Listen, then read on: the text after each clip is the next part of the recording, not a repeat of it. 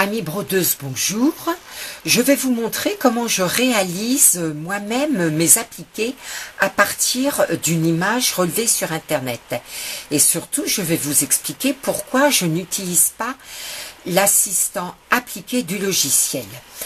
Donc, je vais ici dans Images, Ouvrir, du fichier. J'ai choisi l'image d'un petit avion. Je vais positionner cette image ici à gauche, puis je vais cliquer dans piqûre automatique, suivant, suivant. Je laisse le logiciel mouliner, je vais demander 2 couleurs, je clique sur réessayer, j'enlève la couleur blanche qui correspond ici au contour de l'avion, je garde la couleur noire, je vais tirer ici mon petit onglet sur la gauche, je réessaye. J'enlève à nouveau la couleur blanche. Mon avion me convient, je clique sur terminer. Je laisse le logiciel mouliner. À partir de là, je vais aller cliquer dans Forme. Je vais enlever le point de remplissage. Par contre, je vais conserver ici les petits tirets discontinus et je vais aller cliquer sur Contour piqué. La couleur ici se présente en vert, c'est très bien pour moi. Ce contour sera brodé sur le tissu qui est à appliquer et sera brodé également une seconde fois sur le support donc qui recevra l'appliqué. Maintenant, je vais aller créer un point plumetis qui terminera ma broderie. Je me mets sur la couleur, je clique droit, copier, je reste à nouveau sur la couleur, je clique droit, coller, coller, et je vais aller chercher ici un point zigzag, mais dans la couleur rouge. Je reste sur la couleur, je clique droit, caractéristique de broderie, et je vais demander un zigzag de 3 mm d'épaisseur. Comme vous pouvez voir sur l'image, il y a 2 portions qui se touchent ici et ici. Je trouve que ça n'est pas très joli. Donc, ce que je vais faire, c'est que je vais créer ici un écart, un espacement entre ces 2 portions pour que l'appliqué soit plus joli. Donc, je vais sélectionner le point plumetis, puis je vais aller chercher mon outil angle ici, et je vais sélectionner, en appuyant sur la touche CTRL, les 2 petits carrés blancs qui sont là. Ils sont sélectionnés. Maintenant, je vais les décaler sur la droite de façon donc à créer un espace. Je vais également reculer ce carré blanc. Ici, celui-ci, je vais le mettre en ligne droite. Je vais le déplacer. Je vais mettre en ligne droite également cet angle,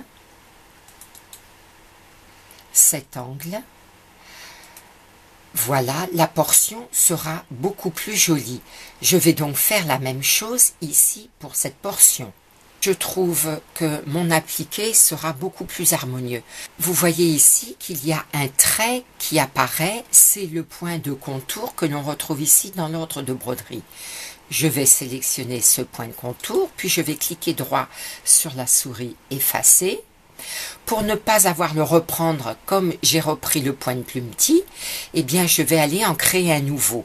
Donc je sélectionne mon point de plumetis, je reste sur la couleur, copier, je me remets sur la couleur, coller, coller, et cette fois-ci je vais retourner dans Forme.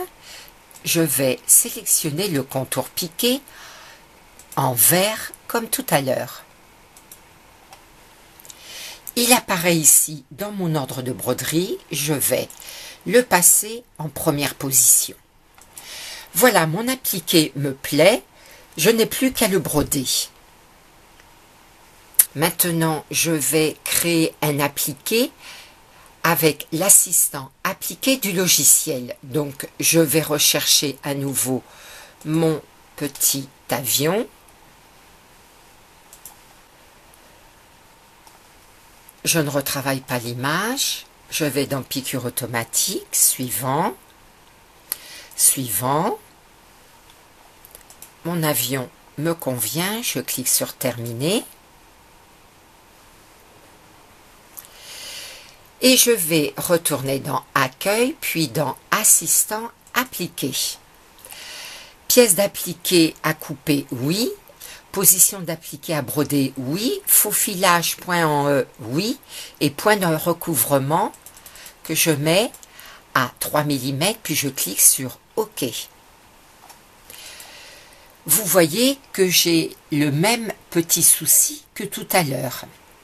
Je vais séparer ici les 3 broderies, c'est-à-dire le contour, le point en E, puis le point de plumetis. Je vais ici sélectionner mon point de plumetis, je vais aller chercher l'outil angle. Mais vous voyez ici que j'ai beaucoup plus de petits carrés blancs à déplacer.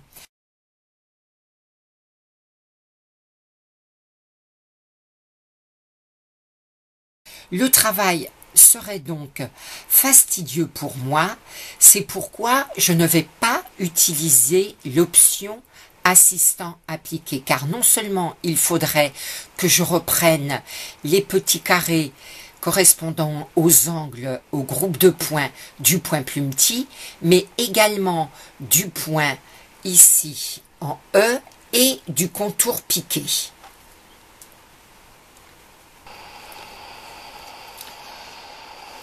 Pour certains motifs, il m'arrive d'utiliser des images qui ne sont pas totalement colorisées, en quelque sorte qui ne proposent que des contours. Pour réaliser des appliqués en totalité ou en partie, j'utilise dans le logiciel les outils forme ouverte, courbe et droite. Pour le fichier de la petite fille au tablier que vous reconnaîtrez sans doute ici, pour celles qui me suivent sur Facebook, j'ai utilisé dans Accueil les outils forme ouverte pour tour que vous retrouvez ici. Pour le col, j'ai utilisé la courbe ouverte. Pour ici le plastron, également la courbe ouverte, car ici il y a des arrondis. J'ai utilisé le même outil ici pour les poches. J'ai donc créé un contour piqué, puis un contour en point zigzag. Pour le reste du fichier, j'ai soit utilisé la piqûre automatique, soit utilisé l'outil crayon. Voilà, j'espère que cette vidéo vous a plu.